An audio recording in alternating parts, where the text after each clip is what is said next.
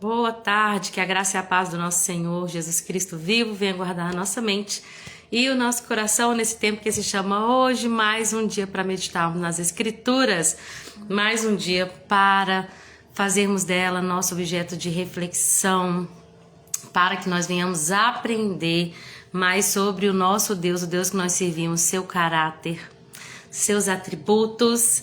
Bem-vinda, Soraya, Deus te abençoa. Vamos começar a nossa aula de hoje. Agora eu tô gostando dessas coisas, tá vendo? Vamos começar a nossa live. Hoje nós lemos 3 capítulos.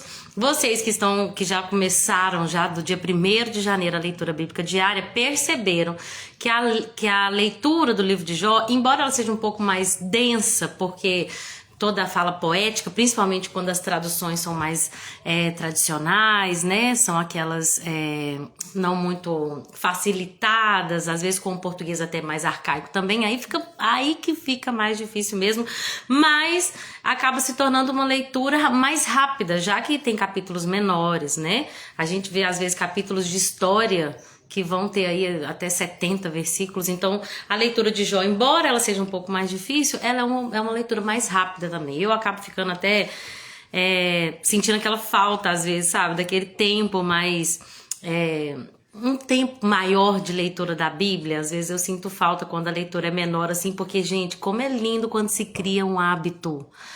Como é poderoso quando nós num processo a gente consegue introduzir na nossa vida uma disciplina espiritual, um hábito espiritual, ler a Bíblia, orar, e aí Deus sempre vai nos chamar a mais, em lugares mais profundos, mas já é um grande começo que nós consigamos ler a Bíblia toda em um ano. Eu acho que é o mínimo que o crente deveria fazer, todos os anos ler a Bíblia pelo menos uma vez, já que é o manual de vida eterna. A gente foi criado por um Deus que definiu limites, que definiu regras, que nos revela o seu amor, revela quem Ele é, e Ele revela principalmente através da sua palavra. Então, um crente que não tem um contato anual com a Bíblia, diário com a Bíblia, com certeza vai ser defeituoso em alguma área, né? Então, isso é maravilhoso. Bem-vinda, Vanilda, bem-vinda, Paty, Deus abençoe vocês.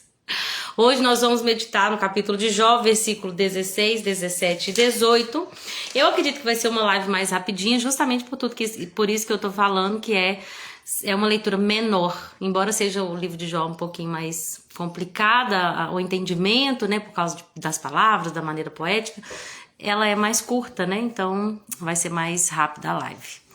É assim que eu tenho experimentado a disciplina diária. Uau, Soraya, é isso, né? E eu fico muito feliz porque você se converteu já nesse ambiente, já com essa disposição de se aprofundar. Porque tem pessoas, a Bíblia diz assim, que como crianças recém-nascidas desejam ardentemente o leite espiritual.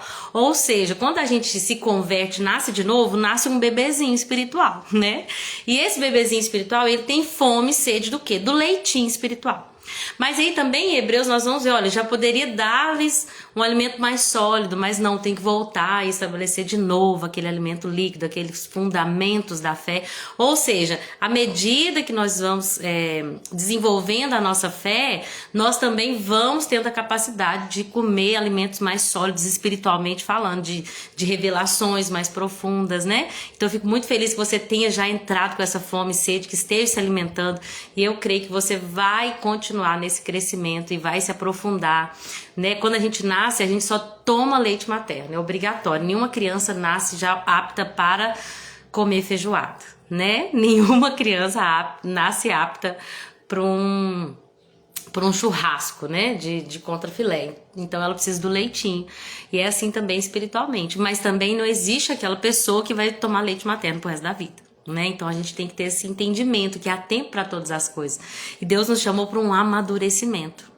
Às vezes tem cristãos que têm anos que estão na igreja e ainda são aqueles bebezinhos na fé, né? Vanilda disse, hoje vai dar. Que bênção, Vanilda, glória a Deus. Ontem estava aqui na live, Edmundo chegou. Nossa, Deus, cliquei em encerrar, deu certo.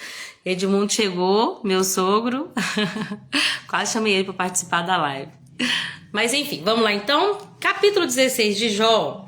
Nós estamos vendo o 5º discurso de Jó. Ele vai responder ao Elifaz, que foi o último amigo que falou com Jó. Lembrando que Jó, ele Conforme ele vai falando, os amigos vão ficando cada vez mais irritados com as respostas de Jó, porque eles estão ali na expectativa de que Jó se arrependa. Porque eles estão lá pensando, Jó, seu pecado é muito grande, você precisa se arrepender, o fim do perverso não é bom, Jó, se arrependa, Jó. E Jó cada vez mais insistente, eu sou inocente, eu não fiz nada, Deus está pesando a mão sobre mim, só que eu não mereço esse peso, né? E quanto mais ele fala isso, mais escandalizados eles ficam.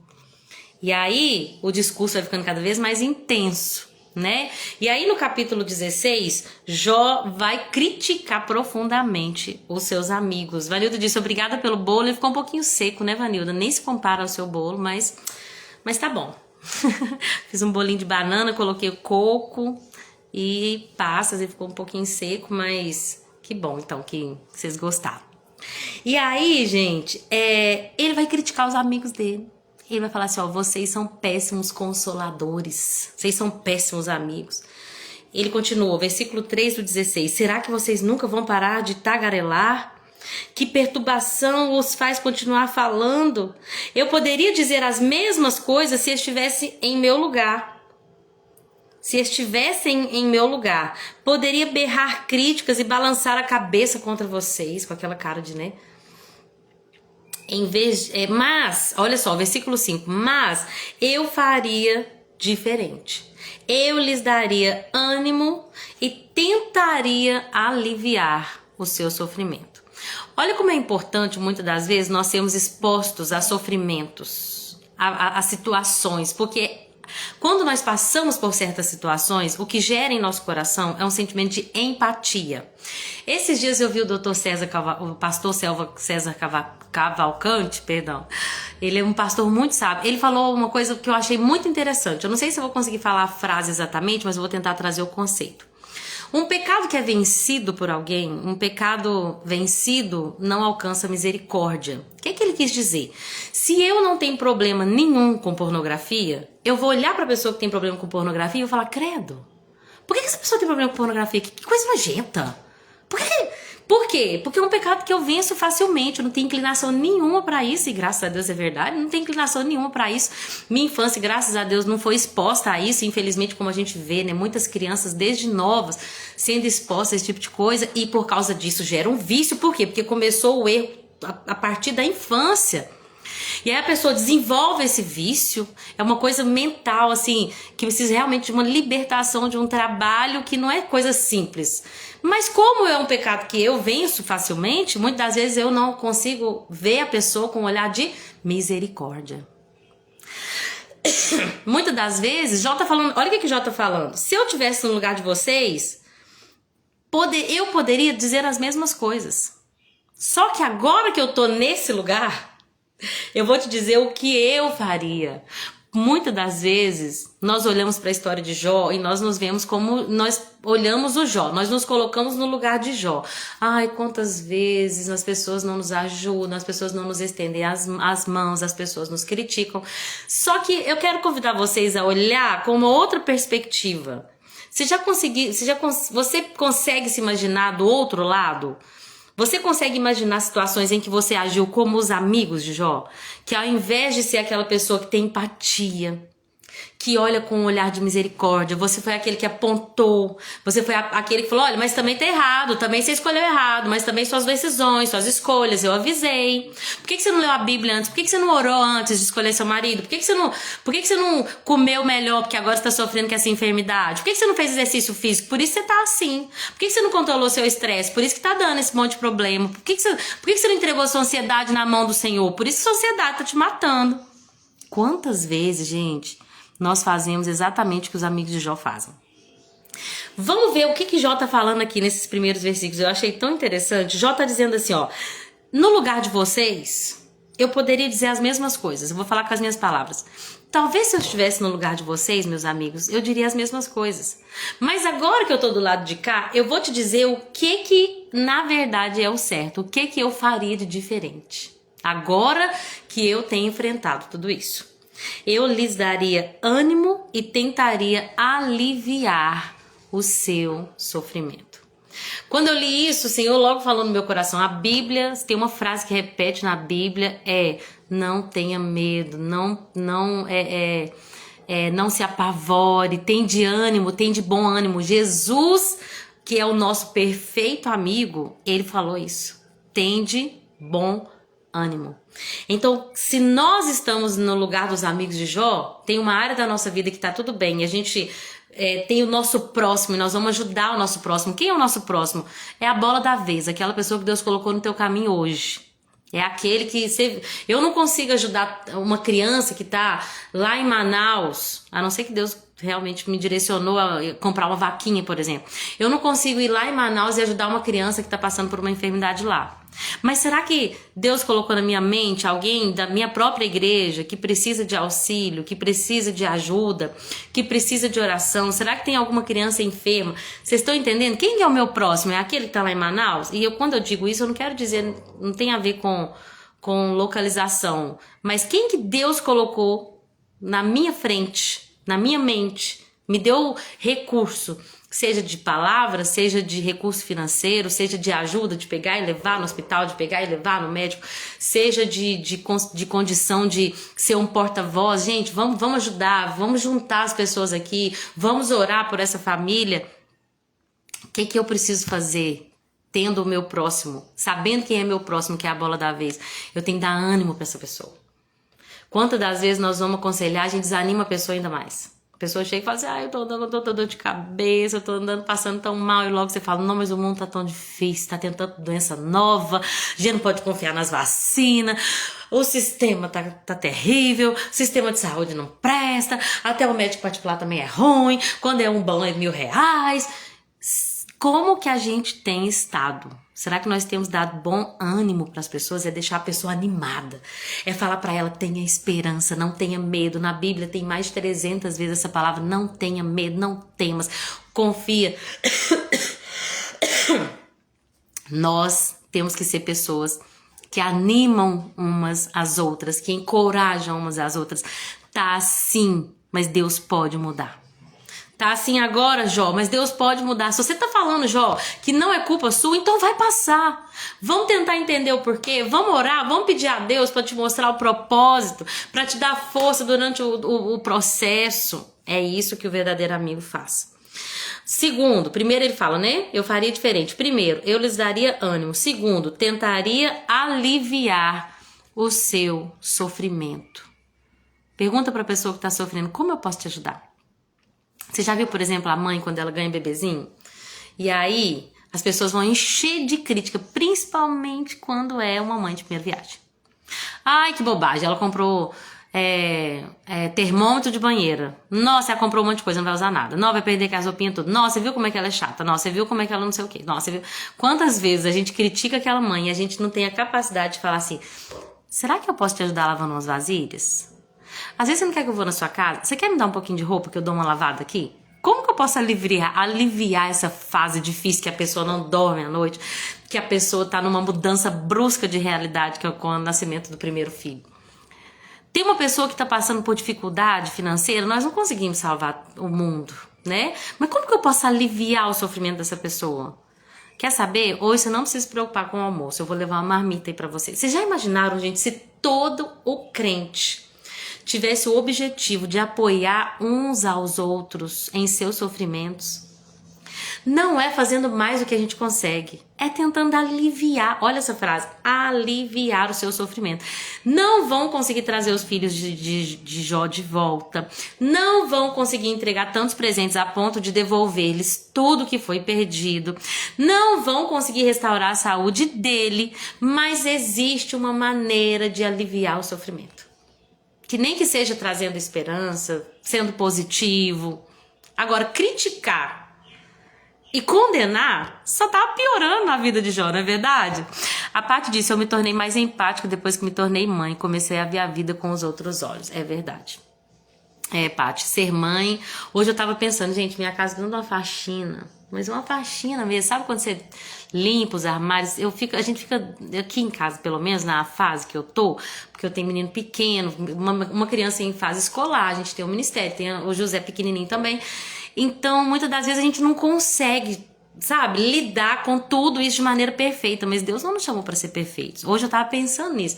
Deus não nos chamou para sermos perfeitos, mas para entender que há fases. E quando a gente tem menino pequeno, a gente não consegue manter a casa arrumada. Gente, quando você acabou de arrumar, eles chegam da escola. E eles chegam e já vão comer. Ontem eu fiz bolo, eles comem bolo, cai migalha no chão, sai comendo. Por favor, come aqui na cozinha, mesmo assim, aí come, cai. Mamãe, agora eu quero iogurte. Mamãe, agora eu quero isso. Vamos brincar de massinha, né? Nós brincamos de massinha.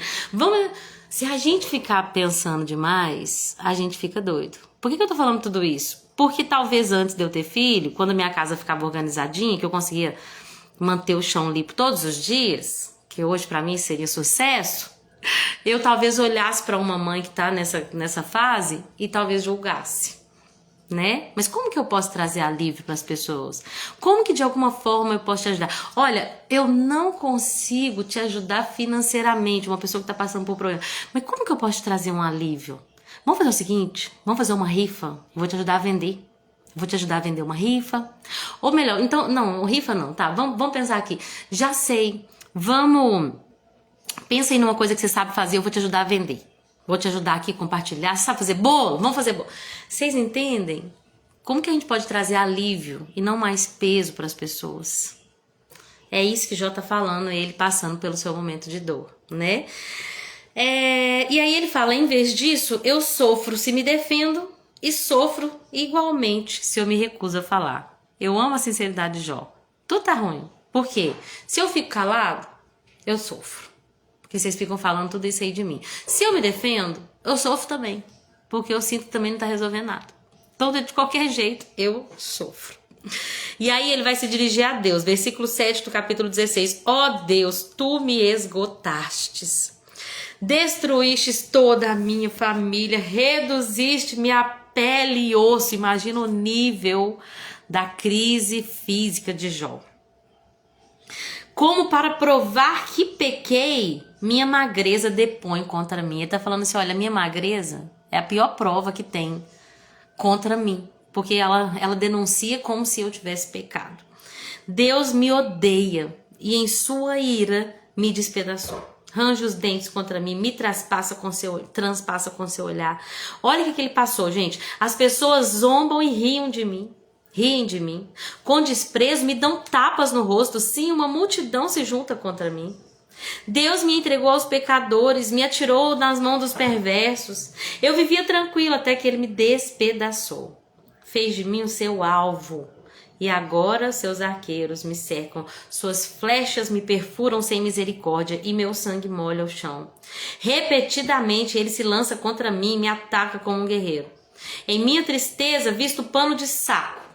E o meu orgulho se revolve no pó. Se tem uma coisa que a transgressão, a tribulação tem capacidade de fazer na nossa vida, gente, é diminuir o nosso orgulho. Se tem uma coisa que nós somos inclinados, e quando eu digo nós, eu digo seres humanos, desde a queda, é o orgulho. O orgulho foi o primeiro pecado. Eu sempre falo sobre isso porque Deus me ensinou que todo pecado, quando você vai analisar, a raiz dele é orgulho. O que é orgulho? É pensar mais em si. É se achar melhor. É esse orgulho de realmente se colocar numa posição superior daquilo que você realmente é. Por isso que a Bíblia vai dizer, não pense de si mesmo mais do que você realmente é. Eu amo esse versículo que Paulo fala. E tem até um livro que chama Ego Transformado. Ego Transformado? Acho que é, do Timothy Keller.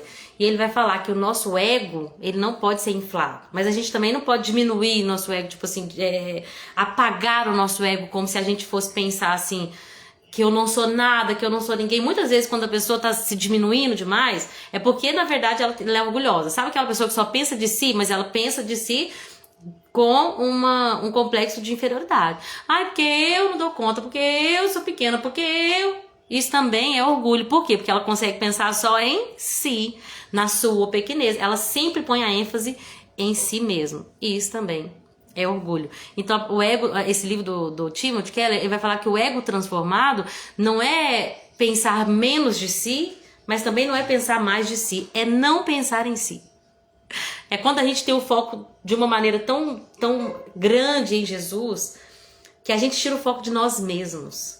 e começa a viver uma vida em prol de agradá-lo, de satisfazê-lo, de viver a vontade dele, de viver para a glória dele. E isso é o verdadeiro evangelho. É quando eu me tiro do lugar de importância e Deus tem um lugar de maior importância na minha vida. Então, por isso que, olha a hierarquia. Eu amo a Deus sobre todas as coisas. Depois eu me amo e o meu próximo, como a mim mesmo.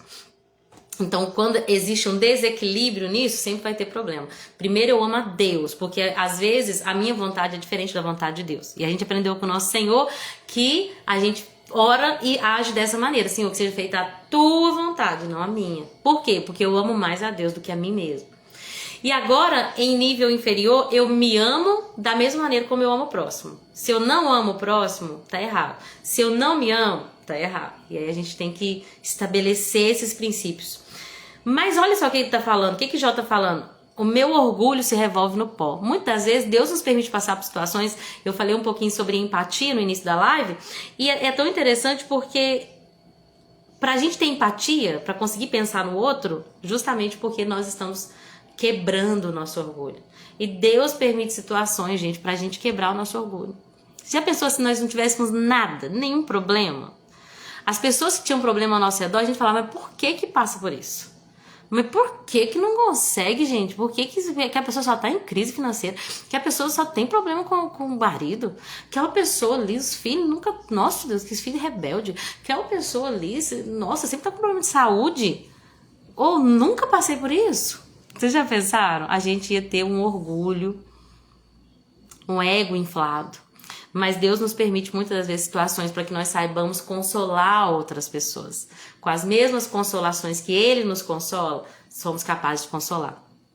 Eu me lembro quando eu passei pelo aborto espontâneo, que depois de um tempo eu entendi, Deus permitiu isso. E Ele tinha um propósito. Porque quando você entende o propósito da dor, ela se ameniza de uma forma assim, brusca. Opa, tem um propósito. Deus um dia falou comigo, você vai ajudar mulheres que passaram por isso. Mostrando que eu fui capaz de consolar você durante esse período. E essa semana mesmo eu tive a oportunidade de conversar com uma mãe que passou por um aborto. E aí eu pude falar, olha, eu sei o que você está sentindo. Não em tanta... em tamanha... proporção, já que essa pessoa perdeu o bebê já mais, né, já uma gestação mais desenvolvida, mas eu sei a frustração, eu sei da dor, eu sei da culpa, eu sei de tudo isso. E então eu entendi, por meio da minha dificuldade, da minha tribulação, um propósito de empatia, de ajuda, de consolação do meu próximo.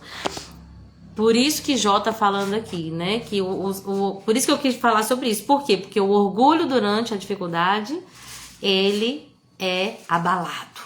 E nós muitas das vezes precisamos disso. Enquanto vivemos na Terra, nós vamos ter que passar muitas vezes por situações assim pra gente crescer em Deus e se diminuir, né? E aí entra uma parte muito linda do texto. Deixa eu só beber água aqui, peguei o copo do meu filho. Eu amo esses copos grandes, sabe, pra beber água. Eu sou uma pessoa muito simples, gente. Quem me conhece sabe, não tem esse negócio de taça, copo de vidro. Ótimo, ótimo. Se tiver, acho lindo. Mas eu amo, naturalmente, todos os dias, beber água no copo de plástico.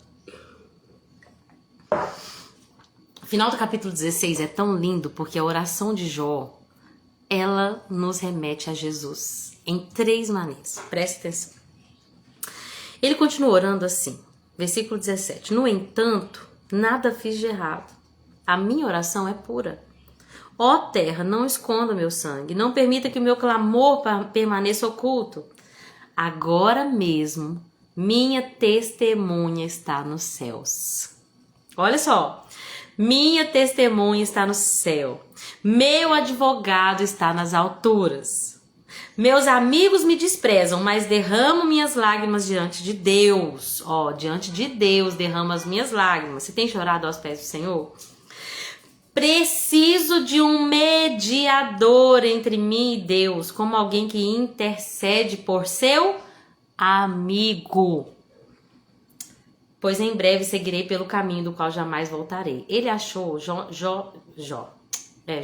realmente achava que o túmulo estava perto, que ele ia morrer em breve.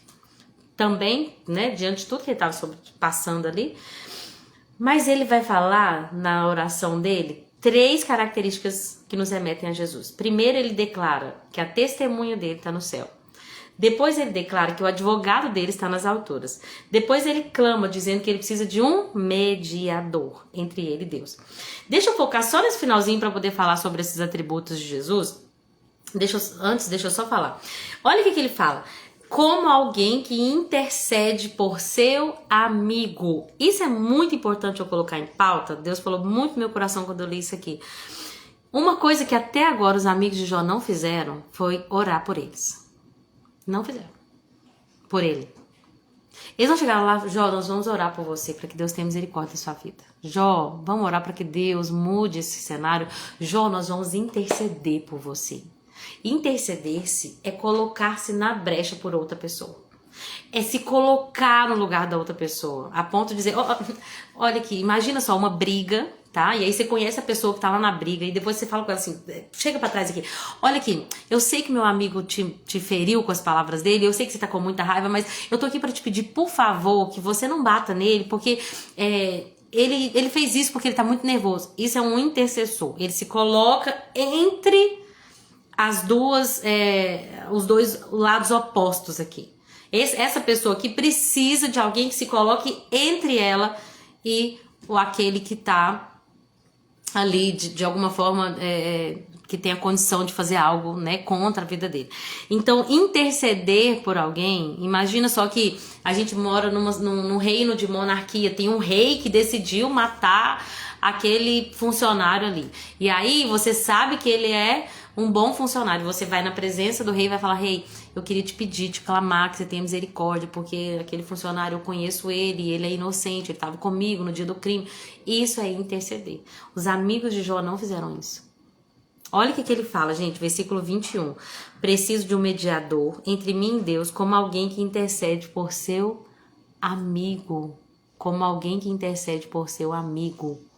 Jó, ele não tinha um amigo. Não um amigo verdadeiro, não um amigo fiel, não um amigo que intercedesse por ele. Os amigos dele, embora tivessem boas intenções, estavam só piorando tudo. Mas nós temos um verdadeiro amigo. Deus enviou seu filho e ele é a nossa testemunha fiel, o nosso advogado e o nosso mediador. Ele faz esse papel por ser verdadeiramente nosso amigo. Gente, como é precioso ter um amigo no céu.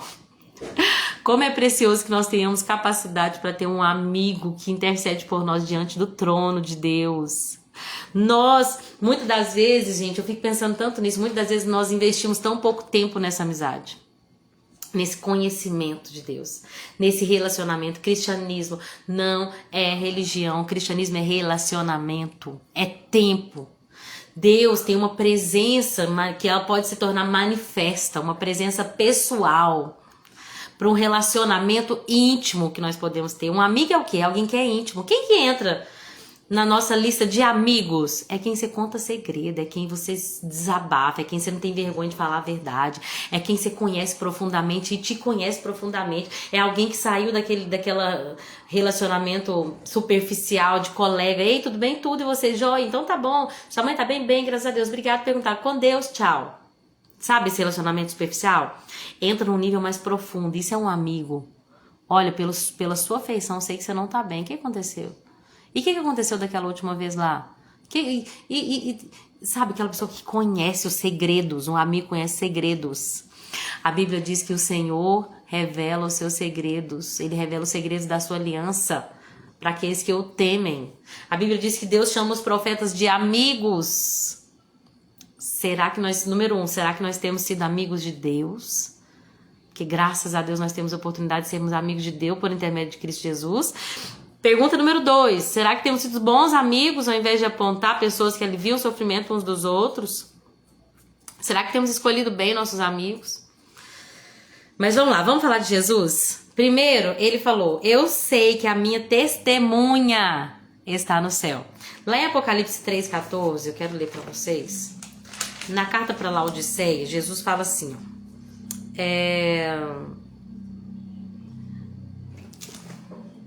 Apocalipse 3,14. Escreva esta carta ao anjo da igreja em Laodiceia. Esta é a mensagem daquele que é o Amém. Jesus está falando, estou enviando para vocês essa mensagem. Sabe quem é o remetente? É aquele que é o Amém. A testemunha fiel e verdadeira. A origem da criação de Deus. Ele está se referindo a si mesmo. Jesus está se referindo a si mesmo como a testemunha fiel.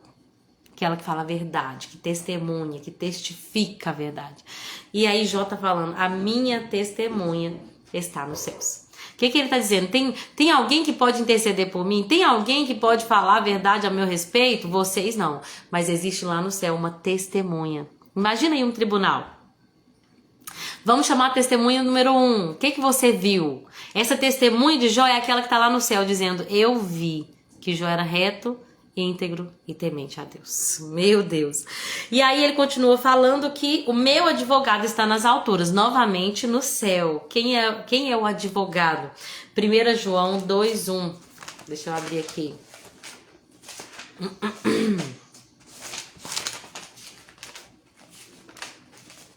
1 João, capítulo 2 diz assim, versículo 1. Meus filhinhos, escrevo-lhes essas coisas para que vocês não pequem. Se, contudo, alguém pecar, temos um advogado que defende a nossa culpa diante do Pai. Quem é ele? Jesus Cristo justo. Temos um advogado, gente. A gente tem uma testemunha, a gente tem um juiz, a gente tem um advogado, a gente tem misericórdia, a gente faz parte da família desse povo, desse Deus, na verdade. Nós somos povo desse Deus, nós somos a menina dos olhos de Deus, não estamos sozinhos nesse tribunal. Só que nós temos que entrar para essa família através da fé. Só dá para entrar para a família de Deus pela fé em Cristo Jesus, amém? Me lembrei que Dona Leni tá assistindo as lives todos os dias e ontem eu não dei um abraço para ela. Dona Leni, beijo, minha querida, um abraço para a senhora. Mãe, te amo, obrigado por tudo, viu? Eu espero que essas lives tenham sido edificantes para a vida de vocês, de cada um de vocês que estão aqui agora, meninas, e que vão assistir depois também. Jesus é o nosso advogado. E depois ele fala, preciso de um mediador. 1 Timóteo 2:5. Que isso, gente? Cadê Timóteo? Deixa eu lembrar onde é que é Timóteo. Achei. 1 Timóteo 2:5. Diz assim... Pois há um só Deus e um só mediador entre Deus e a humanidade, o homem, Jesus Cristo. Ou Jesus Cristo, homem. O que é um mediador? Vocês já viram um debate? Tem o lado A, tem o lado B e tem um mediador. É alguém que vai tentar trazer conciliação. Alguém que vai mediar para tentar chegar numa conciliação, para tentar chegar num acordo. Jesus é aquele que media o quê? O relacionamento entre um Deus justo e uma humanidade caída.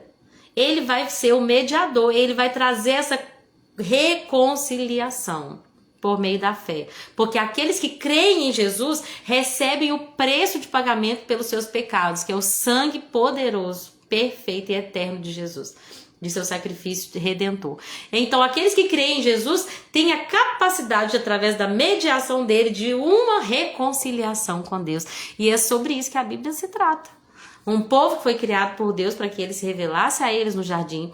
Eles deixaram essa aliança, deixaram esse relacionamento, caíram por causa do pecado, mas agora o plano perfeito de salvação acontece por meio de Cristo Jesus. E o homem que tinha sido criado ali, colocado no jardim, tem a capacidade de voltar de novo para esse lugar. E a Bíblia termina falando de um novo jardim. Oh, Deus, glória a Deus. Hoje eu agarrei, hein, no capítulo 16, mas os outros vão ser rapidinho. O capítulo 17, então, ele vai continuar falando, olha, o túmulo está pronto para me receber. Então, Jó, todo mundo achava, na verdade, pelo que a gente vê aqui, que Jó estava prestes a virar a esquina ali da Boa Avenida, a bater as botas, a ver ali o seu fim chegando. A gente sabe que não, né? Deus ainda tinha uma longa vida para Jó. Mas vamos lá.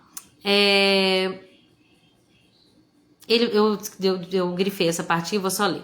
Dá-me garantia de que me defenderás, ó Deus, pois ninguém mais tomará o meu partido. O Senhor é o meu defensor, eu escrevi aqui. Deus é o nosso defensor. Eu amo quando Paulo fala assim, é Deus quem te justifica. Quantas vezes a gente quer se argumentar?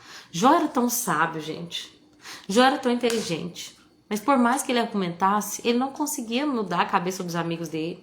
Porque os amigos dele estavam ali de uma forma sensacionalista, entendendo que por mais que Jó falasse belas palavras, a circunstância dele denunciava pecado. Porque eles não entendiam. Eles eram ali, a cabeça deles só conseguia ver aquilo. Então, por mais que Jó fosse tão sábio, por mais que ele usasse belas palavras, não adiantava nada ele ficar se defendendo. Eu amo quando a Bíblia diz isso. É Deus quem te justifica. Você não precisa ficar se defendendo, argumentando, verdade, tentando se provar para as pessoas. A minha personalidade tem muito disso. Eu amo ser aquela pessoa que todo mundo gosta. Só que no mundo de hoje em dia, não existe, né? Nunca existiu, na verdade, desde que o mundo é mundo, alguém que todo mundo goste. Por quê? Se o nosso Senhor, sendo perfeito, foi odiado e morto numa cruz, que dirá nós sendo imperfeitos, né? Então, é uma falha dessa minha personalidade, que é ser a boa praça, que é conversar com todo mundo. Ontem eu estava até vendo sobre os 4 tipos de personalidade, falando, gente, como que eu me encaixo nessa? Eu tenho algumas dúvidas ainda, mas eu acredito que eu sou sanguínea. E aí, se eu não estiver enganado, porque eu ouvi uma vez, eu tenho que estudar melhor sobre isso, o sanguíneo é aquela pessoa que ela é divertida, ela é otimista, ela quer ser amiga de todos. E aí, qual que é o problema disso? Que muitas das vezes, para tentar ser amigo de todos, você fica tentando se argumentar e não adianta. Vai ter gente que vai gostar da gente de graça e vai ter gente que não vai gostar da gente de graça também. E tá tudo bem, né? Então Deus, ele vai trabalhando no traço de personalidade, na fraqueza da nossa personalidade para nos amadurecer, né? É personalidade mesmo que fala, gente? Ou é temperamento? 4 tipos de temperamento, né? Eu acho que é isso, me perdoem, porque tem muito tempo que eu não pesquiso sobre isso, mas eu quero voltar a aprender mais sobre isso. Até pra gente ter empatia, sabe? Porque, por exemplo, eu tava vendo lá sobre o fleumático. É uma pessoa muito mais tranquila, mais pacífica, que é a pessoa que você tem que botar pra frente, né? Porque se deixar, ele quer viver na paz, ele não quer viver em conflito. Se ele perder, tá bom. Se ele ganhar, tá bom. Então, é importante a gente entender os traços de personalidade, porque às vezes a gente tem um jeito e olha o jeito do outro e critica o outro.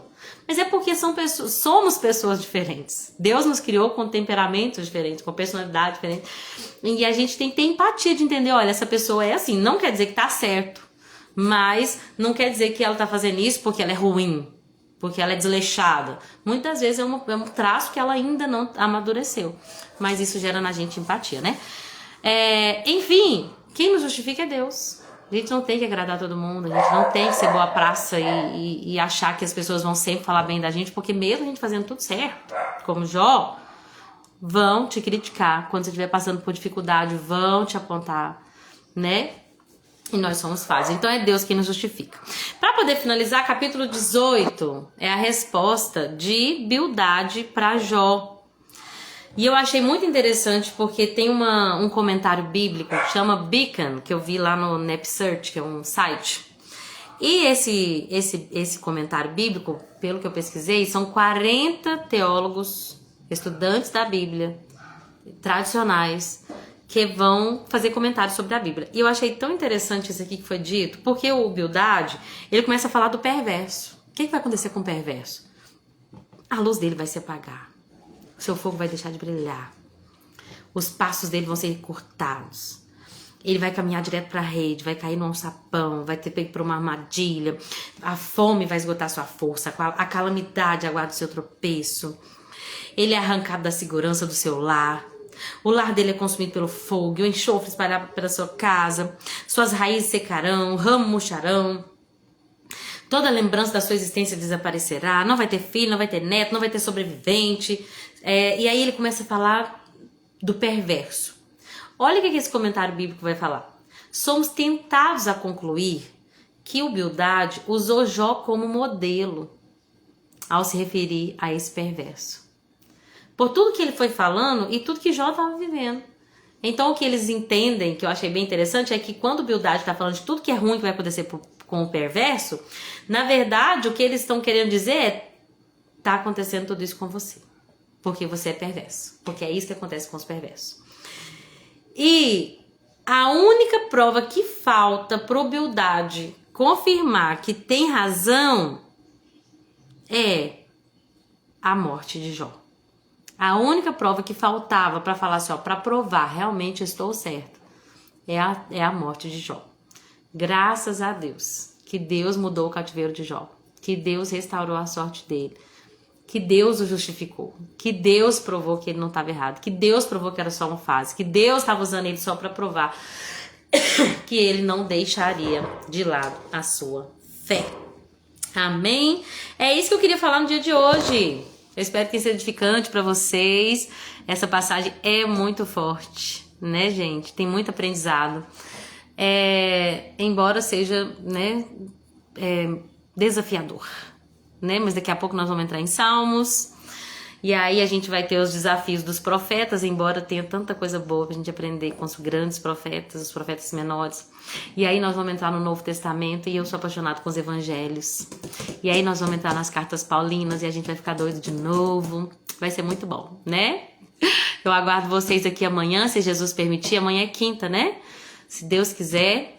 Não se esqueçam, sábado temos nossa conferência, Cuidar do Corpo, Alma e Espírito. Aguardo vocês lá, em nome de Jesus. Vai ser bênção, muito edificante para nós. Por isso que eu tô pensando que dia que é amanhã, porque a semana tá corrida, mas vai ser bênção. Em nome de Jesus, estamos preparando tudo com muito carinho, viu? Muito carinho. Orando, orando, orando. Senhor, alcança as mulheres, prepara guerreiras, que sejam mulheres que cuidam de todas as áreas de maneira moderada, para que elas possam ser tudo que o Senhor criou elas para ser e viver proezas. Como é bom ter esse tempo aqui com você, professora. É bom estar com vocês também. Agradeço vocês por terem ficado até o final, viu? Vanilda, Paty, Sossô, obrigada. É uma honra para mim. Não, como é bom ter vocês aqui, Deus sabe. A alegria do meu coração. Todos que assistem depois, eu quero agradecer vocês também. Que Deus abençoe. Se foi edificante para vocês, sentiu no coração de compartilhar com alguém que está passando por prova, que está passando por essas críticas, compartilha. Amém? Vamos compartilhar o que é benéfico, o que é edificante, porque tem tanta coisa que não presta na internet, fala a verdade. E é isso. Obrigada a todos que ficaram até o final. Beijo. E até amanhã, gente, se assim Jesus permitir, com mais 3 capítulos da história de Jó. Amém? Com Deus, gente. Beijo. Tchauzinho.